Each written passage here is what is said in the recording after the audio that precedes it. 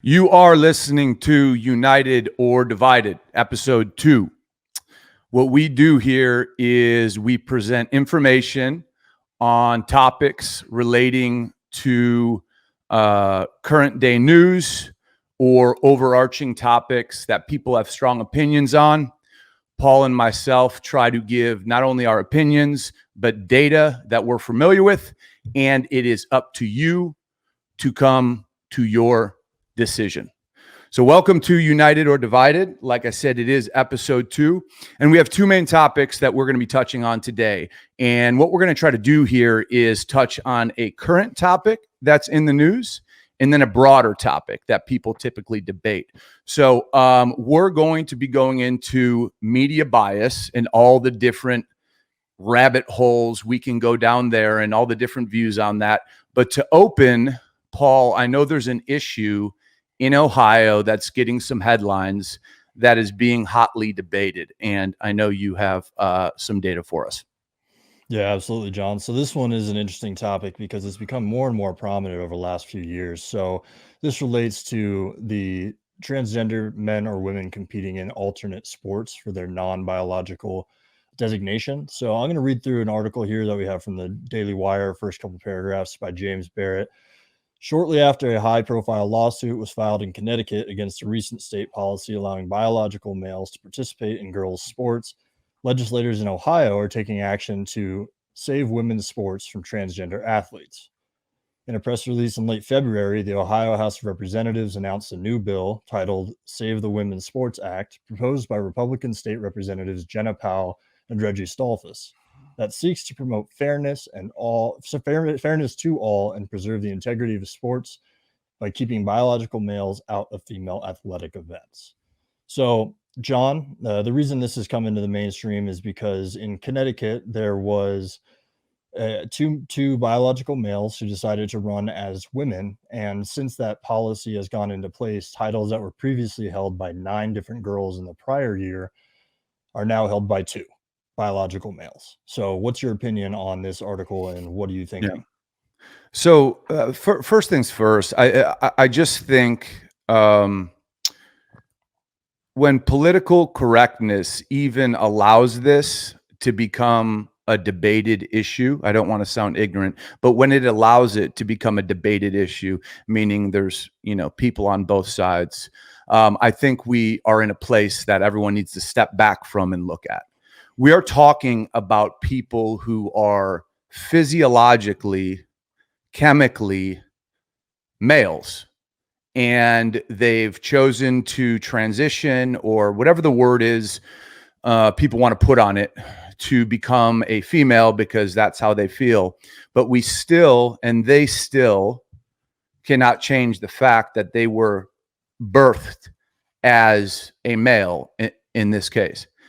And if we're talking about competitive physical activities like athletics, this shouldn't even happen, right? We shouldn't even get to a place where there has to be guys winning state championships who identify as this and that. From the outset, it should not be allowed. Men, this is just a fact, that they're physically stronger than women. And this isn't John's opinion. These are facts. Men are built differently, and it's not an equal playing field. So the fact that people are looking at this and there's any sort of debate, this should be a shut down topic, Paul. This should be a topic that people look at and they should be able to say, okay, he was born a male, competing in women's sports, regardless of any surgery he's had or any hormones he takes, is ridiculous. It's not fair. Why are women going to train to try to compete against a male or someone who was born as a male? So I just this is craziness to me, and I know this is more opinion than fact, but this is craziness. I don't know where you're at, but to me it's fucking nuts. Yeah, well, I think it's interesting because the legislators are getting involved, which is going to make it official policy of the state of Ohio.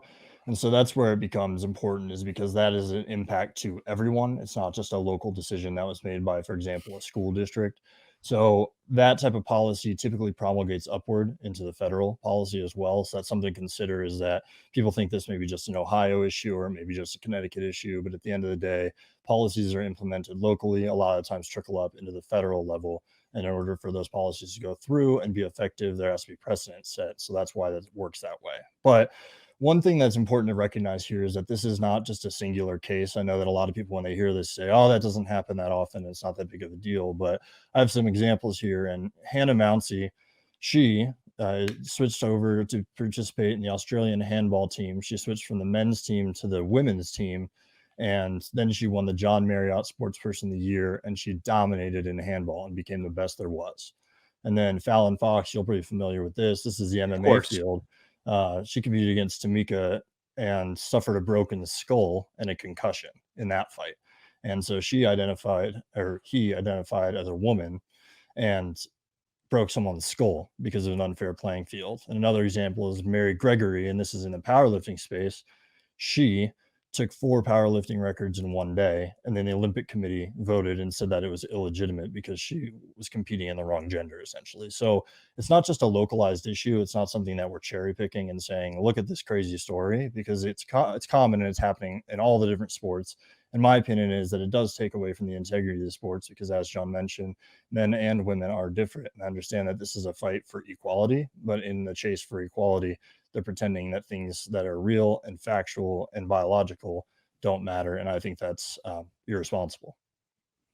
Yeah, I would imagine the proponents of having someone who transitioned from being a male to compete in female sports, proponents of this say, well, equal rights and stuff along those lines. And it's insulting. It's really insulting. And I don't know where the line is, because I just don't know how smart people, right? You talk about local governments, you talk about state governments, and eventually getting up to the federal governments. I don't know how smart people have these kind of discussions with a straight face and not know that this issue is completely ridiculous. So yeah, there's the guys in Connecticut that identify as women and they're taking state titles. Fallon Fox, like you talked about, MMA fighter, actually from my backyard in Illinois, just smashing people. This is just ridiculous. So for all you out there who say, well, they deserve a chance too. They deserve a chance too. Well, listen, if your name is Mike, you were born Mike, and now you're Mary, and you go to school as Mary, and you want to run track as Mary, you need to take off your dress, you need to take off your wig, and you need to go back to Mike for at least the time when you're running track, because your body is a Mike body. It's not a Mary body. And I just don't know why we have to make it so fucking detailed and everyone's got to hear out everyone. This is basic stuff, man. Not a lot in this world is black and white or right or wrong. Stuff like this is basic stuff. And if I have a daughter who wants to be, the female Michael Jordan, and I'm seeing her compete in high school basketball, and some dude who used to be named Marcus, is now a female named Mickey, and Mickey is 6'8", blocking all her shots and discouraging my daughter from playing basketball because she has a disadvantage based on the genetic code. I'm fucking pissed. And it should be that simple. And I don't want to sound like, hey, let's throw facts out the window, just listen to John. But I just think in this country, we let some issues go way too far. And if you want to be gender fluid and if you want to participate in this whole fucking charade, participate in it.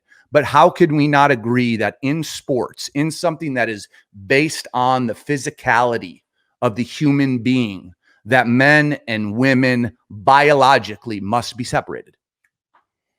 Yeah, those are all good points. I think I want to touch on what you brought up in regard to what people's thought process is and even entertaining ideas like this. And I think it does.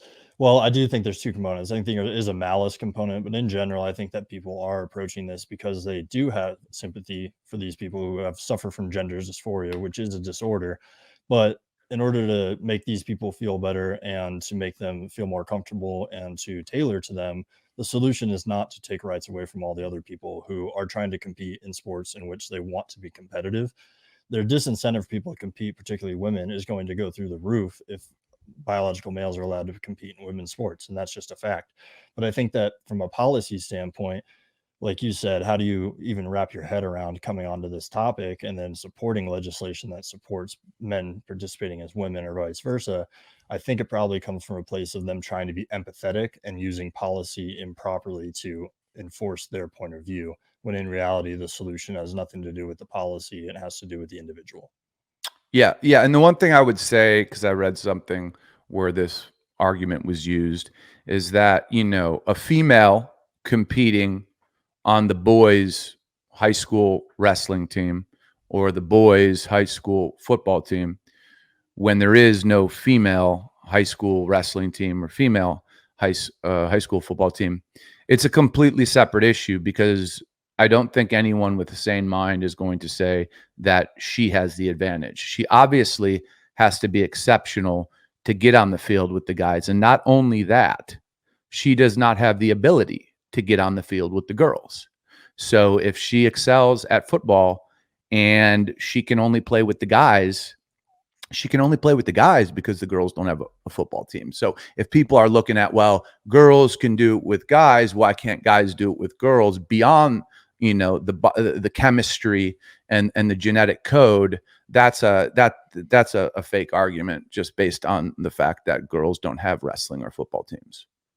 Yeah, and I think this effort to be all inclusive and an effort in order to make everybody feel comfortable is people try to do it because they're sympathetic, and that makes sense that people want to make other people feel comfortable. But the implications or the effect it's having on young girls and their confidence and their ability to compete, for example, this lawsuit that's going through in Connecticut and this policy that's being implemented in Ohio to prevent this, I think that's important. And I think that people should realize that there are rules, there are things that are facts, there are material based things that you just cannot change, and accepting them and competing within the framework that makes sense for the vast majority of people instead of tailoring to the very minority of people is the fair way to do it. And if you want fairness, which is what they are claiming, you have to consider everybody and not just what is fair for you.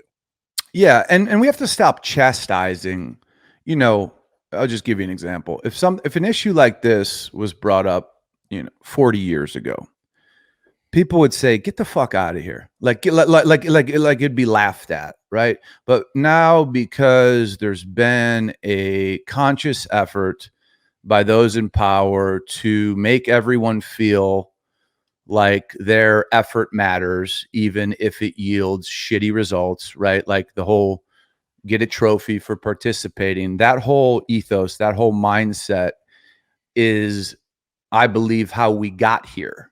Right. So if you want to give people a voice, this is just for people who are receiving information and who feel offended by maybe someone who speaks like me, or feels offended by someone who's like, are you kidding me? Well, if you're going to listen to the other side who thinks that someone who's biologically different, if you're going to hear their side, you need to be able to hear the other side as well. And I think there's just this acceptance of anyone who wants to talk about being more and more and more accepting of making people feel good based on false results and false realities.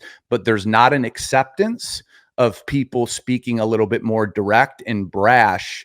And I think that's just, I think that's kind of an unequal playing field in today's society in general.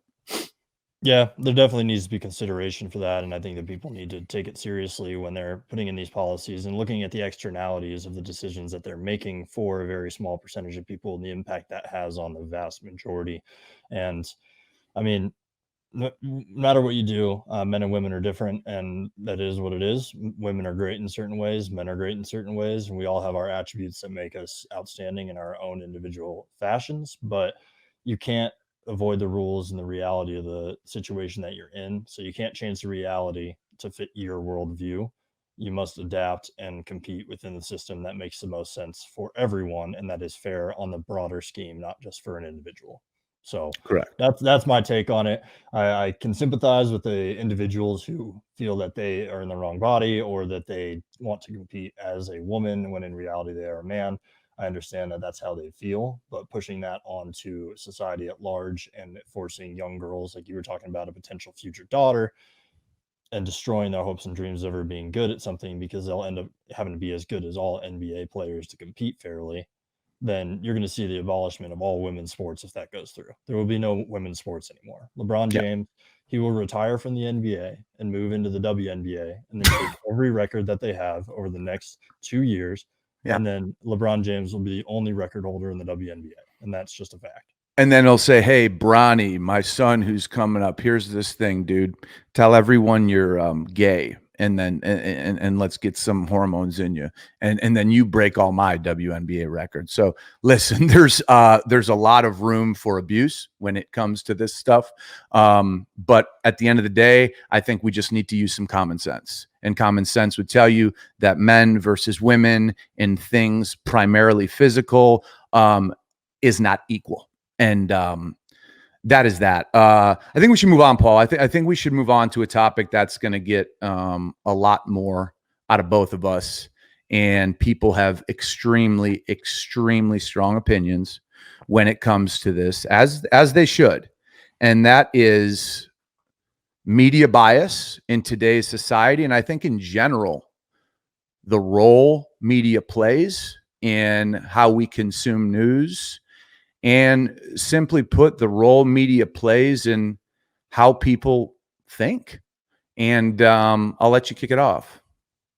Yeah, absolutely. So, I mean, media bias, we all see it. We hear about it all the time. We got CNN yelling at Fox, Fox yelling at everybody else, and we all know that there's media bias. And so, if you're reading a story or a news article and you're not interpreting it from a lens of how is this written, I think that's irresponsible. I think as you read an article, you should understand this comes from, for example, this comes from Fox News. Likely, if it's written by Sean Hannity, I know it's going to be in the tank for Donald Trump. Or on the opposite side, if you're watching Rachel Maddow, and you're getting an opinion, you need to understand that that's probably coming from a bias of somebody who hates Donald Trump and has verbally said so on or so repeatedly. So media bias is very prevalent in the United States.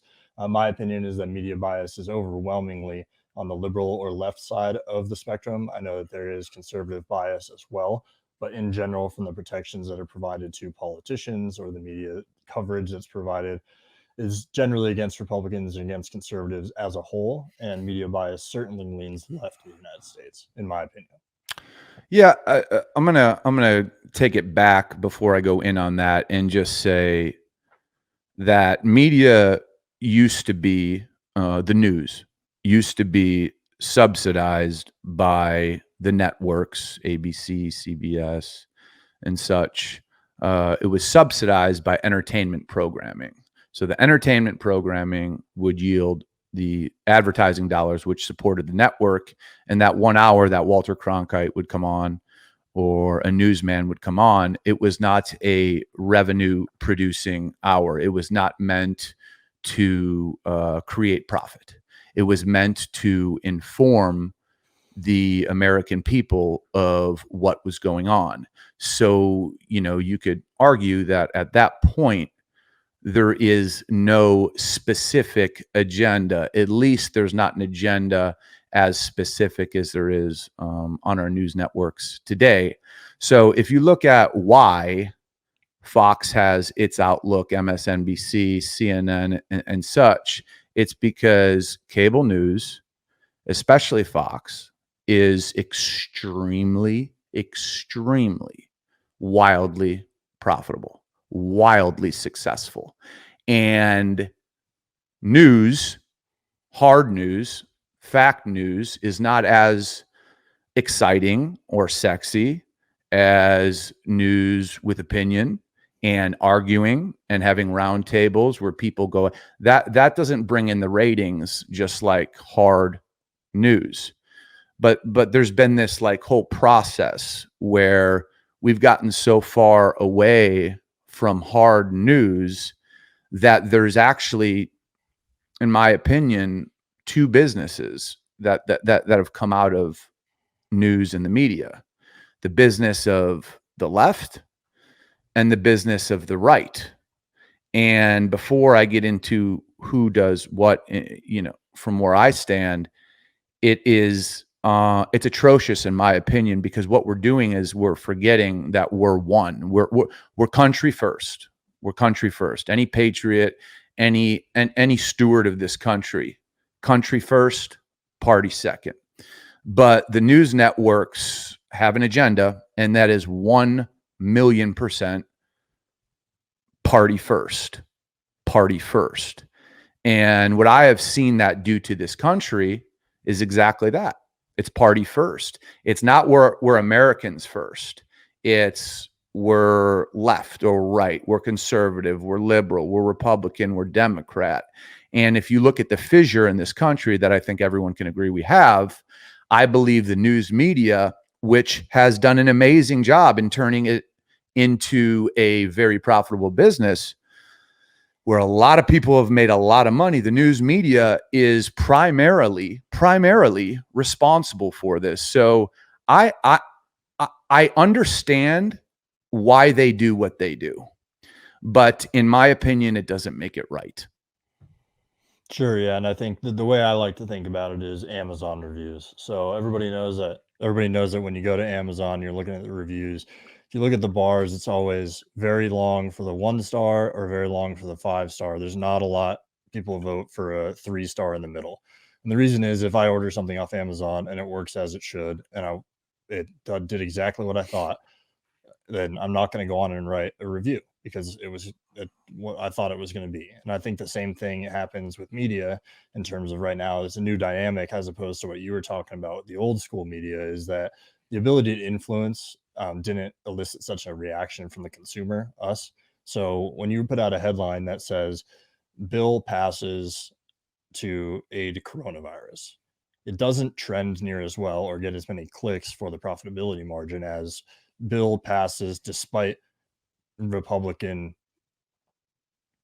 conflict or any other type of headline that really pulls people in. Or if you say, like we were talking about, Was Obama born in Kenya? yeah, we were Question talking. mark. Yeah, we were talking about Ahmaud Arbery last week, right? So if you say Right. like young man shot down in the street in residential neighborhood versus young black man shot by 2 white men in residential neighborhood, Correct. then the clicks are going to go up on that. And so I think that's probably what goes to the profitability of it. They have to get their advertising revenue, which is a whole nother stream. Previously, you just have your commercials, and that's how you make your money in advertising. Maybe put it in newspapers, things like that. But now you get paid per click. So I think that's changed the dynamic of how we're fed the media that we're fed.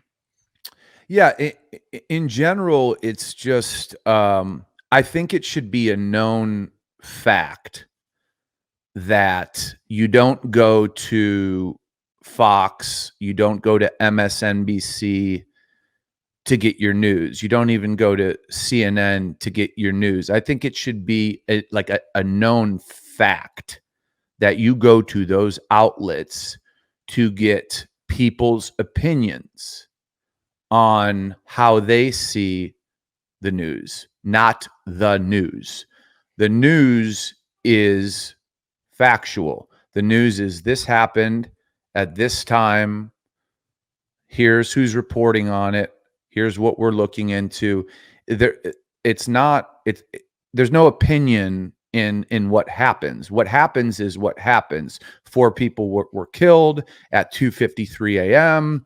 in this suburb of so and so. The shooter was that's news. But right now, I think everyone needs to understand that if you're gung ho on MSNBC, you're eating off the plate of people who have a far left agenda. I don't want to say that's a fact, but it's a fact. It just is what it is. If you're getting your hard news or what you perceive to be your hard news from Fox, you're getting it from people who are far right. It's just that's the way they set up those companies to not only grow but thrive. And when you look at them, especially, Fox is a true success story from a business standpoint. Fox is an outrageous success story, and I'll give you my opinion on why. It's because liberals versus conservatives aren't as loyal to each other. Conservatives, in my opinion, are a lot more loyal. When they hear their opinions and views affirmed, that's where they go. That's where they go to. And Fox and what Roger Ailes did from the jump, and Roger Ailes essentially was the guy who founded Fox News, and his thoughts and his messaging went into shaping the network. He's passed away, but they are masters at giving people the ability to hear their own opinion, but said by someone on TV. So someone can say, damn right, damn right, damn right. So I believe a lot of what people look for on that network isn't new information. It's to have their opinion reaffirmed by someone who they can look to as a professional and feel good about themselves. And I'm going to give you one example before I hand it off. I remember seeing Sarah Palin run as obviously VP for John McCain, and I never felt so like uneasy when I would see these interviews, particularly on Fox, where they would interview these mothers and women and people in Sarah Palin's age group, and they would say, "Why would you want Sarah Palin to be VP, or why do you want her to be VP, or eventually president?" And they say, "Because she's like me. She's like me. She thinks like me. She's like me." And that, from an intellectual standpoint, and I don't view myself as a dumb person, but how could you want someone to be like you that's going to lead our country? I want someone who is so much fucking smarter than me and knows so much more and is just so much more of a pro in that area than me. But when people start thinking like that, I like her because she's like me. Dude, I respect you, but you're a lunch lady. You're a lunch lady, and I don't mean that with disrespect. I don't want a lunch lady to be our vice president. I want someone who's a professional. So that's my kind of general take on what some of these networks do, and they do it very well, but it's obviously slanted. No, yeah, I think I agree and disagree with some of that content. So, for example, I do believe that Fox is good at pulling the viewer in and letting them affirm their biases, right, or affirm their priors. But every network is good at that. If I turn on CNN, I'm getting the information I'm looking for as a, let's say, liberal viewer or a Democratic viewer, right? Same thing with MSNBC, CBS, pretty much all of them except for Fox News will tailor to that point of view. And so I don't think that's exclusive to Fox News. I think Fox News may do it better than the organizations do. But one thing that drives me nuts about particularly the liberal media is the way that they write stories and they editorialize, and then they say that they're independent and they're straight down the middle, which is untrue. So, for example, when you're editorializing and you're writing a headline, if something happens, you were talking about this happened at this time and here's who was involved. But if you change the content to say, here's what happened, here's why it happened, and then that's where it becomes different. And then all the news networks are good at that, but particularly on the left side, on the liberal networks, they push a narrative very hard on their viewers to confirm their biases without a lot of information. I mean, Adam Schiff was a perfect example of this. He sat outside CNN headquarters and did interviews with them every day about impeachment, saying, I have this big bombshell that's coming through. I've got the next piece of the puzzle. I got the next piece of the story that's really going to put Donald Trump under the bus. And none of that ever came out. And then he was never held accountable for it. Everybody just said, okay. And CNN never said it was a problem. And so, same thing with media bias is that the way that. But doesn't Trump do the same thing with Fox? No, he doesn't. I mean, he doesn't sit outside waiting for interviews. He'll call in and he'll get on the networks, and he does go in with Sean Hannity. I wouldn't say often, but he does go on Sean Hannity's show. But it's not to the extent of anything like CNN is allowing, Nancy Pelosi or Chuck Schumer or Adam Schiff or any of the major political leaders down there in Washington on the Democrat side, and they just softball them questions all the time too. And you don't think Sean softballs Trump? And well, let me finish. I was just going to say, Hannity is certainly in the tank for Donald Trump. So when they ask him questions, they're going to make sure that not that they're approved, but make sure that they wouldn't be upset about it. But with CNN, their coverage of pretty much everything. I mean, you can talk about coronavirus, you can talk about the impeachment. It's all so far in the tank for the left side that it's not news. But what bothers me is they don't admit it. So if there's a site like Heritage Foundation or a site like Bearing Arms or townhall.com that say we are a conservative site, this is from a conservative point of view. And so when you're reading that article, you've been given that disclaimer that says this is the information from this point of view, take it from there. But CNN pretends to be down the middle and says that this is down the middle when in reality it's just as far left as they want it to be. And I mean, it's perfectly evidenced by people who were crying when on national television when Donald Trump won the election. So if you have your anchors that are crying because your political candidate didn't win on your national network, I'm pretty sure that's a pretty good indicator of bias. And then even in the 2016 election, 96% of journalists that donated to a political campaign donated to Hillary Clinton.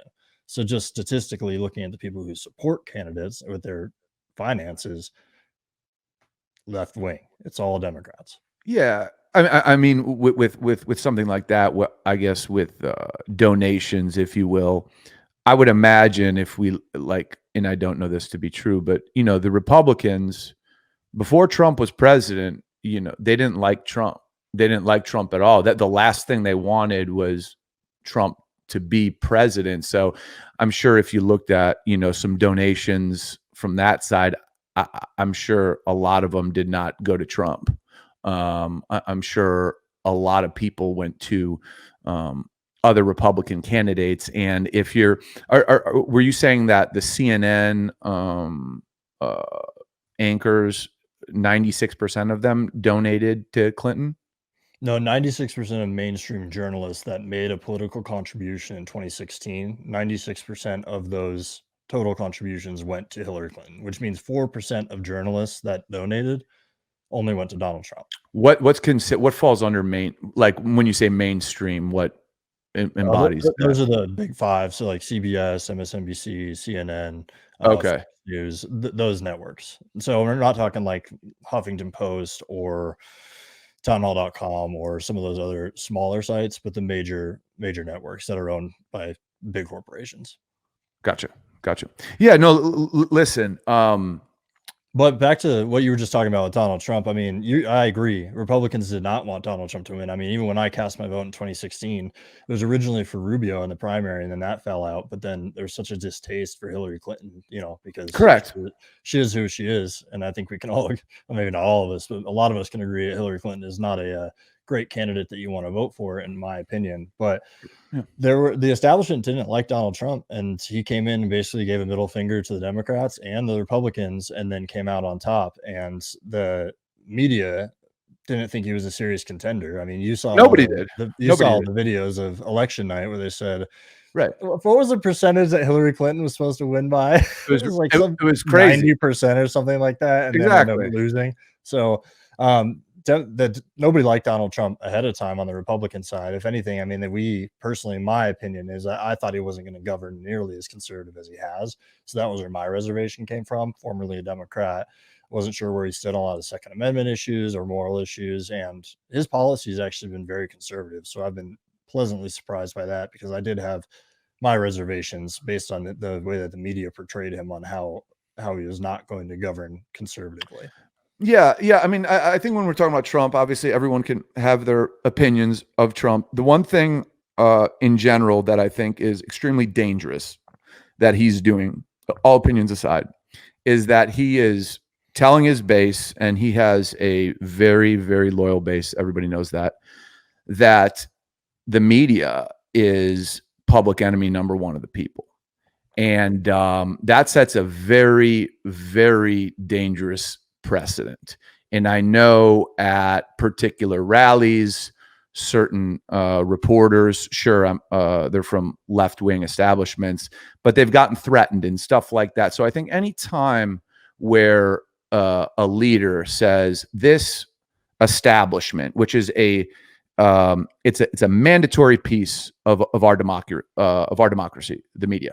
But the media, painting with broad strokes, the media is the real enemy of the people, right? That is extremely dangerous, because so many people take his word and they view it as gospel. And when you have American citizens threatening reporters just because Trump says this reporter's a scumbag. He's a faker. He's a third rate this. He's all this stuff. He's a terrible person. You know, he's setting the tone through the media in this country that civility is not American. As the president, he's saying civility out the window. Let's fucking get personal. And that to me is it's extremely irresponsible. It's not in the tradition of our country.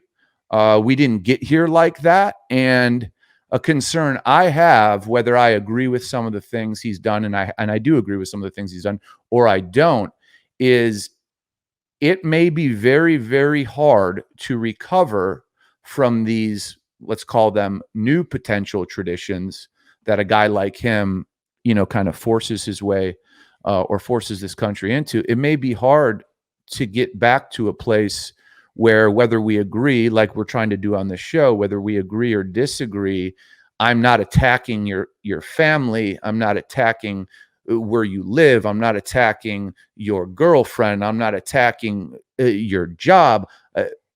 I can disagree with you, but I don't need to assault. I think that's very American to have debate that's civil. And the corrosion of that is, as an American, that's a concern.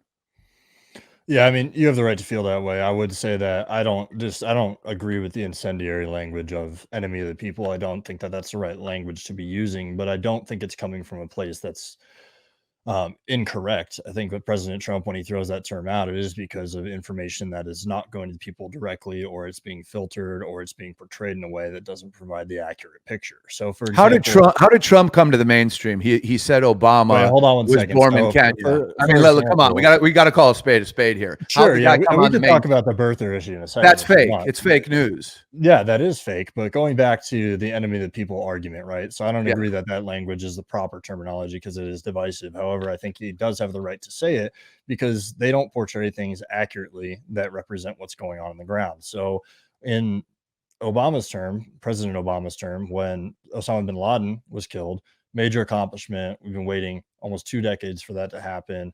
It's something that we've sacrificed thousands of American lives for. Big deal, right? And the news media ran with it. They loved it. All the articles were glowing, as they should be, because the president's administration accomplished something great. Now, al-Baghdadi, when he was taken out in the beginning of this year, it was in the New York Times. The headline was "Religious austere scholar killed by United States drone attack." When in reality, he's responsible for killing thousands of Americans and planning all kinds of terrorist attacks against the United States military. So it's just the way that the news is conveyed. It's not that they're not telling the story, they're not telling it accurately. So they covered the story and said this guy was killed, but they labeled him as an austere religious scholar instead of an Islamic terrorist. And that's a difference that the media needs to understand, is that had it been a Democratic president that took out that leader, the news media would have loved it, and they would have written 1,000 articles saying how responsible it was and how it took so much passion and drive and it took so much leadership to get that accomplished. But because it's Donald Trump, they make the guy a scholar instead of a terrorist. And I think that's irresponsible. And so that's where he gets off, where he says that they're enemy of the people. Again, wrong terminology, but he's saying that they're not being fair to the American people by providing them the wrong narrative because it doesn't have the right context behind it. I agree with that example, right? That example example happens all the time, John. I mean, it happened with the stimulus package in New York Times. Again, they changed their article headline. It said $3 trillion stimulus package blocks because of Democrats. And then sure, but Paul, it's always happened. It's always happened throughout the course of politics. Anybody who's anybody in this world, a celebrity, an athlete. Imagine if they went through their Instagram feed or every reporter and they Monday morning quarterbacked everything that was said about them. No, athletes don't do that. Celebrities don't do that. They don't do it because they have to prepare for a game, because they have to win. They have to prepare for their job. CEOs don't do that because they have to prepare their business to thrive. So when we have a guy who's in power, who is so invested in what people say about him, he is the most powerful man in the world. You are going to have lovers and haters. It's been like that since the time of Jesus, okay? You are going to have both.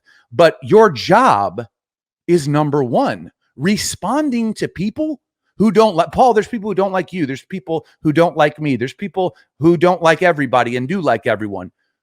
As responsible adults, like fucking, this is 101 shit from a maturity standpoint, especially a president. You do not give people your energy who are attacking you, because you have a job to do. Now, especially, we're not talking about me or you. We're talking about a guy who is running the free world, aka the United States of America, aka the most powerful country ever. He should not be spending his time, energy, focus on fucking reporters. Let him be. Let him say what they want. Let him focus on work, like taking out al-Baghdadi. Great accomplishment, regardless what anybody says. Great accomplishment. So is the accomplishment about the actual accomplishment, which is fucking fantastic, or is it about praise? Right? Sure, Right. yeah, and I think that, I mean, Donald Trump's certainly a narcissist. He loves to have his name talked about, and he's always been about himself. But also at the same time, I disagree that he shouldn't have those opinions. So that's your opinion. You don't think the president should act that way, and he shouldn't be responding to people. But when somebody is making repeated claims that are false and inaccurate, and it's forming a narrative for literally millions of people around the world about you and what you stand for, then he has his decision to make about responding to that to clear the air. And so I don't disagree with his ability to do that. And it's his decision whether he wants to act that way. And I think that he's justified in doing so. But he doesn't clear the air. But he if somebody wants attacks. to consistently attack, well, if you get attacked, you attack back. All right, not necessarily, but if that's, I mean, a president.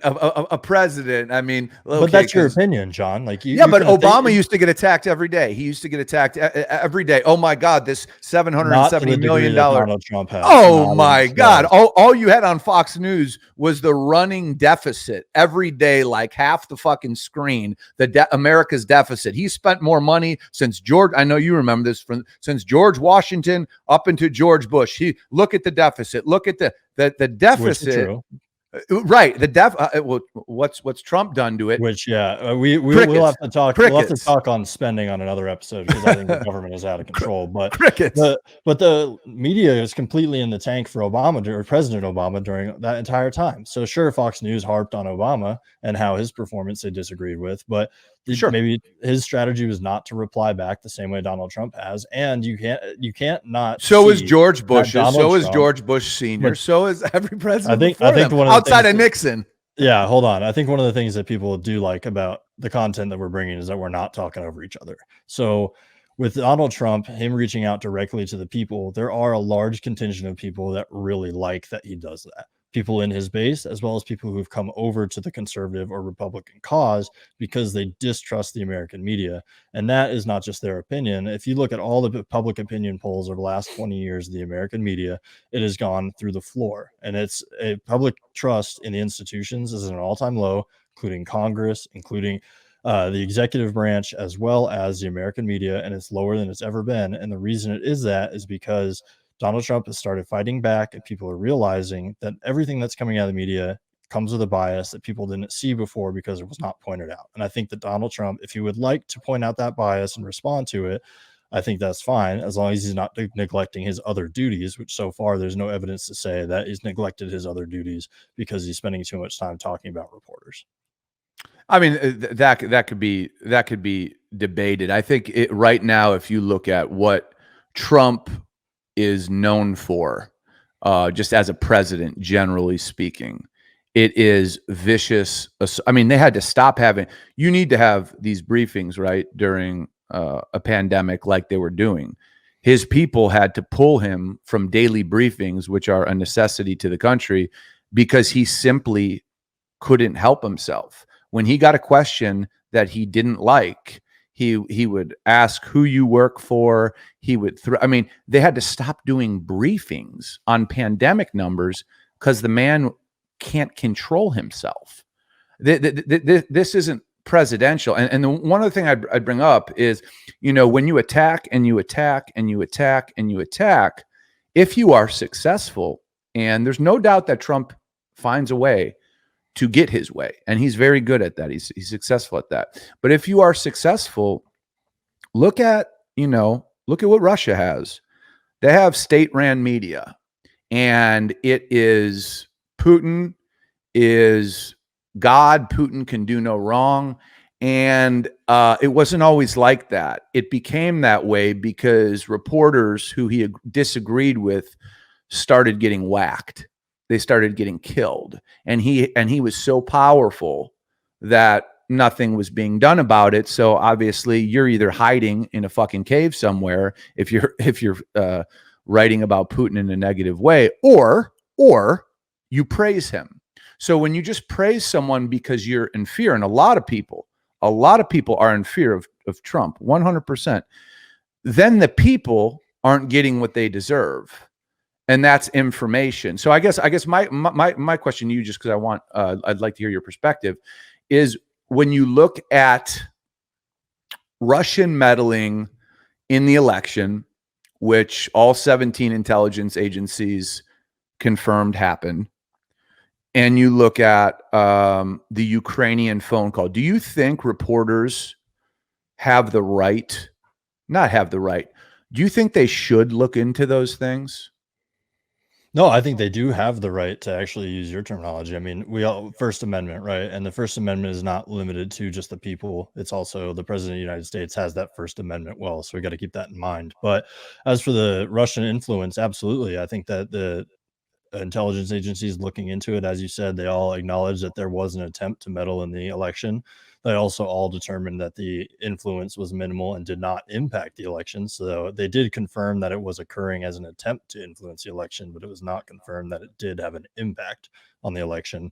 And the numbers that came out of that investigation showed that it pretty much had as minimal impact as our podcast probably will have at this point. So where are those numbers? I know the collusion thing, like, he was cleared on the collusion, but where does it say that it didn't have an impact? I guess who was judging the impact? Because I truly didn't see any reporter. Yeah, so one of the biggest things that they were using was Facebook advertisements in Facebook groups in order to push particular agendas in regards to meddling within the election. And so when the assessment of the numbers of people reached and the impact of those within the election cycle, that's where the numbers came from. Now, I don't know exactly what the numbers were. I just remember that it was very minimal in terms of the actual reach, and that it was almost laughable in terms of the amount of impact it could have had on the election. But that's where the data comes from, is that the influence from using Facebook. Gotcha. Yeah.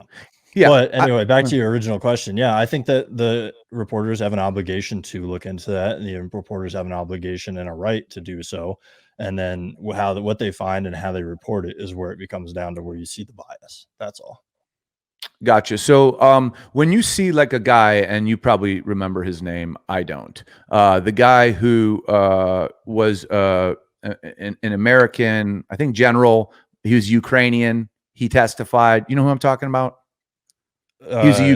He's like a general who excused himself from the administration, and he was privy to the phone call, and he testified. He was a Ukrainian guy who's an American citizen, who, I don't know if he was a 5-star general or what he was. I should Wikipedia his name or whatever. But either way, he testified that he thought what was going on during the call was not above board. And my issue is, and I apologize to people listening for me not knowing his name right now. My issue is when you have somebody who clearly does not have an interest, right? He's working in a Republican administration, but he excuses himself out of duty to the country, and then Trump demonizes him for doing so simply because it doesn't align with his narrative. How do you feel about that? Yeah, I think you're talking about Michael Vindman.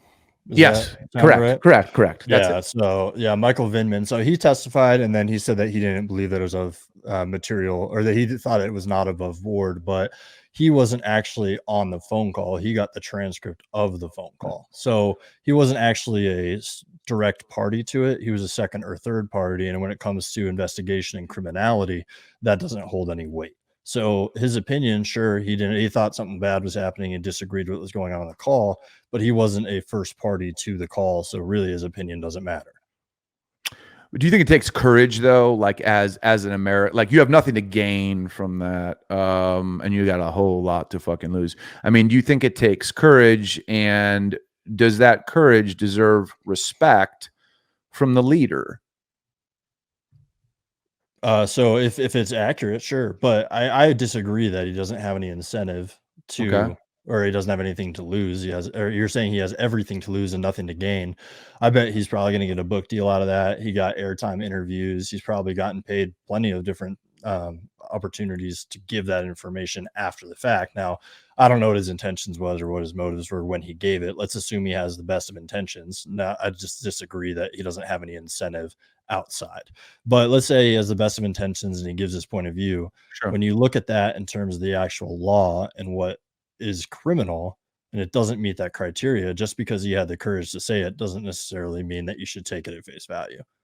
I agree with that. I'm just saying when we see someone who's pledged their life and their service to our country, and they come out and they say something that the president may disagree with, um, why should he be attacked? Well, you know what I'm saying? That's the It's in his consistent opinion. issue. So, I mean, he fought back, he as in Donald Trump or the administration, because they Correct. didn't believe what he was saying was true. So that's like if I ask you, I say, "When did you stop beating your wife?" The implication is that you started beating your wife in the first place, when in reality, you don't beat your wife at all, but now you're having to go back and defend the fact that you don't beat your wife instead of, and so it's just a circular cycle where you're not telling the truth. And so from your point of view, me saying, "When did you stop beating your wife?" You say, "That's a stupid question. How dare you say that to me? Because I would never beat my wife." But now you're having to defend that you never did beat your wife and that you never will in the future. And so it's a very offensive question to be asking you. And Donald Trump or anybody else who gets a similar type of question is going to feel the same way. But I So I guess think if that there was a he, transcript that could be interpreted that John beat his wife, right, could be interpreted, then I would understand answering questions because it could be interpreted that way. And if I hold an important position, I can't beat my wife. yeah, true. But you also still have the right to say that that's not true. And I think it's very offensive that you would ask that or you would assume that, because that is not the case. So just because somebody has the right to give their opinion on something doesn't mean that I am required to take it at face value or assume that they have good intentions. Yeah, yeah, I hear that. Just in general, here's what I have to say. Here's how I see it. I was talking to my brother this past weekend, and when it comes to you know, left, right, Republican, Democrat, just in general, he's like, he lives in Georgia. We were driving down this highway and he's like, man, I'll tell you what, he's like, how do you like living in South Carolina? And obviously it's a red state, Georgia's too. I'm like, I like it, for many reasons. And he's like, I love it here. He's like, remember when, cause we grew up in Chicago, he's like, we were driving down this highway. He's like, see this guardrail right here? He's like, in Illinois, there would be like fucking electric fence that would say like, the guardrail can kill you if you hit it. So there's all this electric fence. And if you touch the electric fence, it's 50 feet high. So you can't fall down the guardrail. Where in Georgia or, South Carolina or many other red states, it's like a sign, like do not go near the guardrail, danger, you could fall. And in general, I feel like those are the important differences for people to understand between liberals and conservatives. And I think a conservative mind in general, and this is very broad, but I just think there's a lot of maybe young people listening who don't really know the differences. I think there are great things about conservatives and about the conservative ethos that's basically like live at your own risk, right? Do what you want to do, AKA freedom at any cost. And a liberal would say, I'm going to step in and I'm going to try to protect you from yourself. But as an individual, it's like, I don't need to be protected from myself. So there's like this, and I know you stand firm in your conservative, outlook, but is that kind of how you see it from a broad take? Yeah, I mean, the conservative point of view is generally that you need to have personal responsibility to drive your actions, and that to limit the amount of government or state involvement in anything is a good idea. And that's also a similar libertarian principle is, if you're not affecting me and I'm not affecting you by what you're doing or what I'm doing, then don't worry about it. Now, conservatives do step in certain places to curb that type of behavior, but from a libertarian standpoint, that's more so. But in regards to and I think we should actually talk about probably personal responsibility and the role of liberal and conservative in terms of what that stands for at some point. But from a media standpoint, I think that the media needs to be more honest with where they come from and state their biases up front and be clear about it, because the trust in the institution of the media is, like I said before, at an all-time low. And in order to get their credibility back up, people need to understand that they're being given from a particular narrative, and that to take it as it is. Like if you admit that you're conservative or liberal and you're giving out that bias, let people know, say this is written by this author who is a conservative point of view, and that's where this article comes from. But don't pass things off as real news or as something that is fact, when in reality it's been editorialized to your point of view. Yeah. So when it comes to, personal responsibility and letting people do what they do, I think it's interesting because the businesses are so large, I think what you said would be great, but I think it's la la land stuff. I think that's never going to happen because there's too much money involved. People are making too much money.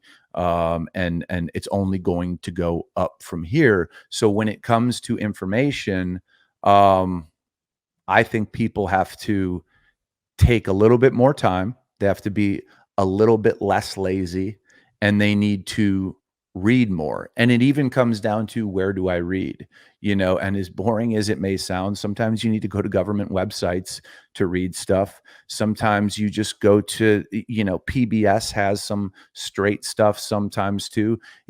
I think you need to know that at this point, because whenever the money is so great, which it is in news and the news media, you're not going to change it. You're just not going to change it because their interest connects with dollars, and the dollars are monstrous. So as much as I agree with you, I don't think that's happening. So I think we have to take it upon ourselves if we want to be informed, not from the angle that we prefer it. Let's say we're fans of Trump, not from, I want information that favors him. No, we just have to actually, maybe we need to read the transcript, and we need of the phone call that we were talking about, and we need to come up with our own opinion, separate from whatever news network we watch. It doesn't matter. I think more people need to say, as an American, I need to participate in what's happening in this country so I can make informed decisions. Because if we rely on the media, I think we may be waiting a long time. Yeah, and that's what I said at the beginning of the podcast talking about this issue, is that understanding where you get things from is important, and what the bias that you're getting from that website or from that newspaper or from that TV show, and interpreting it through that lens and saying, this comes from this website. For example, we'll say Fox, so I need to understand that it may have a conservative bent to it because this author is particularly known to be a conservative columnist, right? So taking that with a grain of salt, understanding where that falls within your narrative, and understanding that you're either confirming your priors or you're getting new information, and knowing where it falls on those lines is important. And then looking at the news sources you're getting it from. And then my point of view is that the media definitely skews to the left. And so pretty much if you hear it from one of the big five, except for Fox News, it's going to be from the left side of the aisle. And then taking it as what it is. They have a right to produce the content they do. It just bothers me. And I think it bothers people based on the ratings of the institution right now of the media and how low it is, that they're not getting a direct story from people. I think a lot of times people wish they did get a direct story, and they're not getting it, which is why the ratings are so low for media in general. Yeah, I agree. There's a lot of left-leaning media. I just think it's really hard, and that's why I've almost given up on the media for information, right? Because it's really hard to get real information when now, we could talk about, the most basic issue. Should we, fund public schools or something? And that's going to be that. Yeah, no, that's going to be politicized. Everything. So if you're talking to a senator, a congressman, or a congresswoman, a president of everything is coming from an angle. So even if you report, it like nothing is pure. So if you're looking for information, I think you have to do it on your own. And it's even it's even hard to understand if the outlet is saying, hey, we're conservative, this is what we do. Hey, we're liberal, this is what we do. They still will report information from someone who speaks with that slant. And a lot of people are not political junkies. So what they see and they hear from someone who's well respected, like a senator or congressman, they take it at face value. But it's just it's tough, because everything is slanted.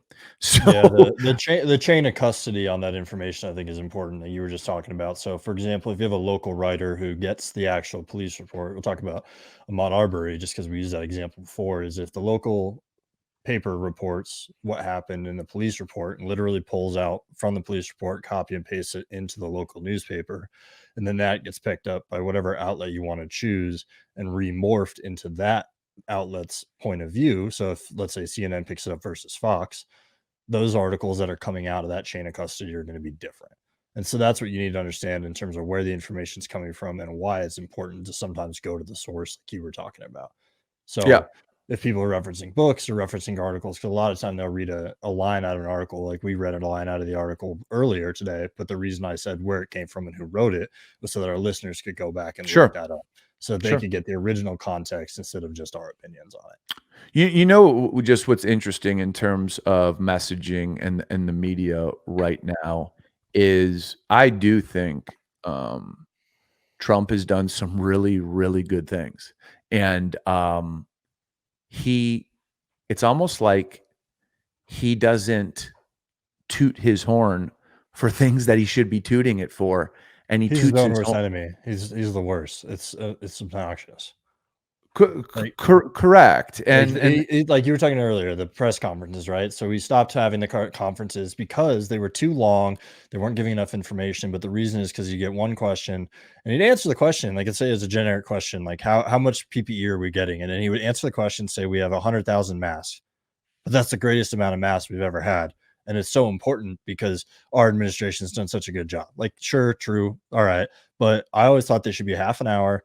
Everybody gets one question. It's over. Done. But like you said, he can't help it. But he is his own worst enemy when it comes to that. And then the the gotcha questions that he gets don't help him either. But one thing about the media bias I want to touch on before we get off here is that I was thinking about the Joe Biden deal. And this is a perfect example of the media bias is that when Judge Kavanaugh, I'm sure you remember this whole of course. debacle back Yep, in yep. 2018, and when he was getting appointed to the Supreme Court or getting nominated and going through the nominating with the Senate, got ripped apart. Christine Blasey Ford came out of nowhere with Yep. allegations Yep. of sexual assault from 30 years ago. Couldn't name the place, couldn't name the time, couldn't name anybody who was there. And the people who did say that they were there didn't say that it happened. They actually disagreed with her story, but it dragged on for 3 months and actually went into the election and helped some of the conservatives in that district. You saw the numbers go up Yeah, as that case went on. The popularity of Republicans down the ticket went up as well. sure. So, but they destroyed him, ripped his character apart. People were protesting in front of his house, threatening to kill him, kill his family. No evidence, no corroborating evidence that that was the case. But with Joe Biden, it took 2 months before he went on Morning Joe and even addressed the Tara Reid allegations, which I will say MSNBC did a good job of asking him the questions about Tara Reid. She was thorough, she was genuine, and she asked a lot of questions that Joe just couldn't answer. One, because I don't know if Joe could remember them just No, because he can't remember. he's senile. But two, it was the first time he got asked those questions after doing dozens of interviews after the allegation came out. There is no way that a conservative who is accused of sexual assault would ever get away with going on TV for 2 months before getting asked a single question about a sexual allegation assault, which was credible. She had witnesses that said she talked about it at the time. Her mother Yeah, had called into Larry King Live to talk about the issue. And so sure. there's at least some corroborating evidence as opposed to the Democrats' case against Justice Kavanaugh, where there was no corroborating evidence at all, but it was still pushed by the mainstream media for months. Every outlet picked it up and joined on and said that this guy's a rapist. He has all kinds of problems with women, and none of it was proven true. And his character was assassinated.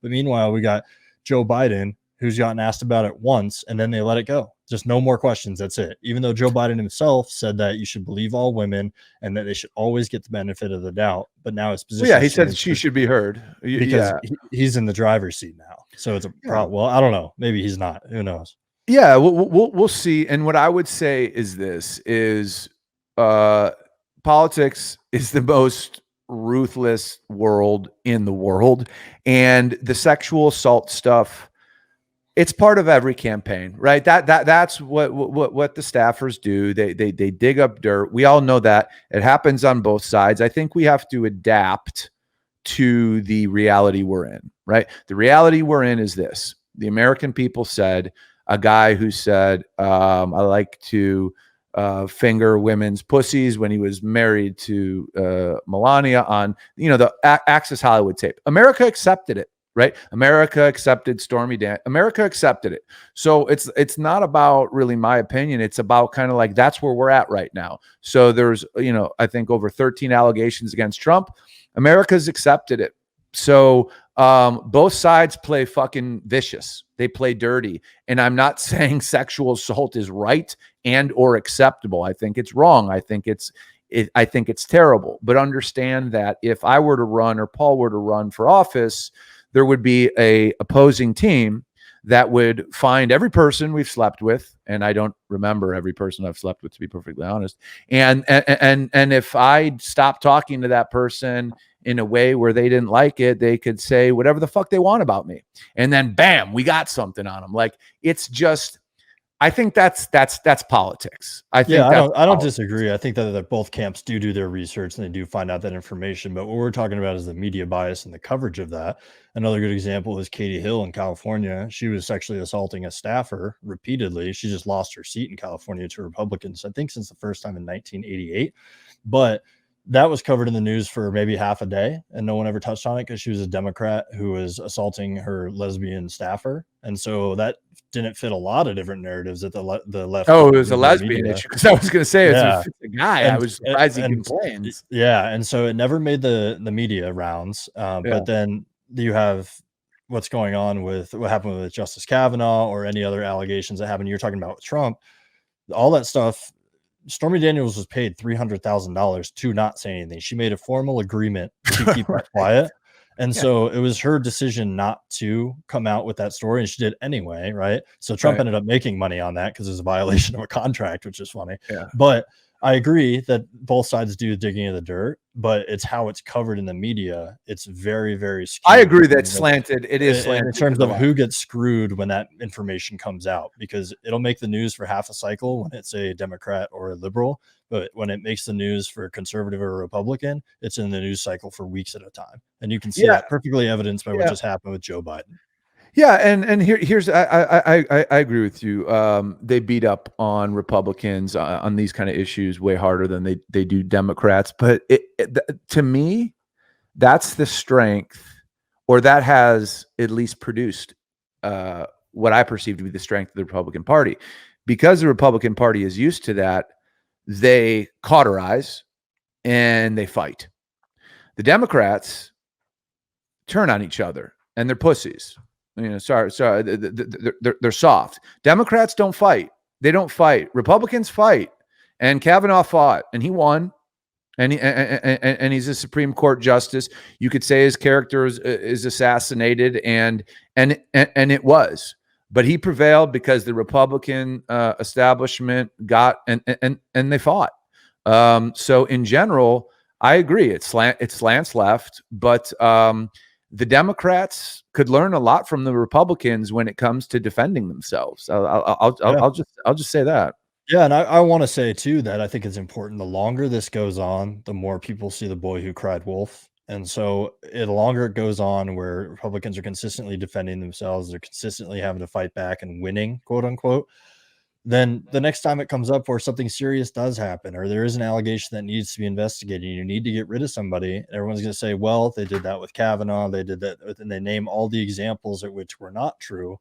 Now somebody who has a legitimate case, whether it can be against a Republican or a Democrat, they will not be heard properly. And that's what bothers me, is because the longer it goes on where we're ripping people apart for no reason, the more you're going to trend to a place in which no one will be believed and real stories will not get the attention that they need. And I think that's unfortunate for left. I agree.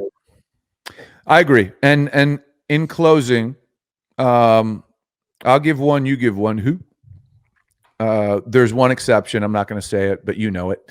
Who on one of the, let's say MSNBC, Fox News, or CNN, who do you like best? Just give one person, and there's one person you can't say.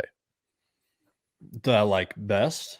Yeah, who on those three networks? Okay. I just want to make sure I heard best, not like hate. No, All right. yeah. Like best. I would say Tucker is entertaining, and so I think some of the monologues Tucker gives, I think Tucker Carlson, that is, for the viewers or listeners who don't know who that is, primetime host on Fox. I do like his opinions. Sometimes I think that he is not as conservative as I wish he was, but on some issues he's very well thought out and gives good monologues in terms of the detail he provides as well as the evidence. So I would say Tucker, but I also don't watch mainstream news as much as you would anticipate. Okay. I would go with Chris Cuomo, and I like him because 100%. I like him because he always wants to invite the other side on. So his views, I don't really get caught up in, but he tries to invite the other side on always. And whether they agree or disagree, he always opens and closes the discussion with, regardless of what was said, you're always welcome back here. And he tries to maintain civility, in my perception, in a time where there is not much in opposing views regarding politicians. Okay. Well, I think we can agree to disagree on that perception of Chris Cuomo, but There we go. There we go. We are divided on Chris Cuomo. Yeah. Okay. So I think we're united on, Mark running around as Mary on the track, and like our first topic, I think we're united there. Yeah, and I think with the media bias, I think that we both agree there's media bias, but to the degree, I think united on the fact it exists, divided on to what degree it exists. Fair. And then on Cuomo and Carlson, I think we'll say divided and leave it be. Perfect. Sounds good, John. All right. Well, you guys just heard United or Divided, episode 2. We thank you for listening, and we will be back next Tuesday. Have a good one, Paul. Absolutely. Yeah, you too, John. And thanks to the listener for coming back, and give us your feedback. Let us know what you think. We're looking to kick this off right and get you what you're looking for. So if there's any feedback, reach out to us on our socials, and we'll be sure to incorporate it into our next episodes. There it is. God bless America. God bless.